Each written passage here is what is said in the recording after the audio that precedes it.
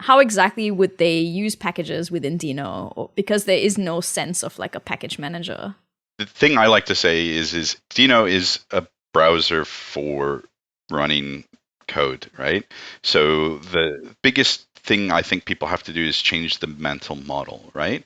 We don't think about it when we open up a browser and we type in a URL. We don't think about it, right? We just take it for granted that when we go to a website that the page may have changed, but what we're getting is we're getting the version of the page that has the right content, right? Yeah. And that is really the mental model that we kind of have with Deno, right? Is, you go to a website that has a module and you give it the URL and you have a level of trust. But again, like if you go to a dodgy website that adds malware to your thing and huge amount of pop-ups and that sort of thing, you go to websites that you trust, right? Yeah. If you go to a dodgy website and you get malware, we've all been there before, right?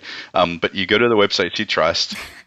You use web applications that you trust. You go in, you log into your email on the web, and you have that there. And there's things like HTTPS and other things that are security to let us know that that's a website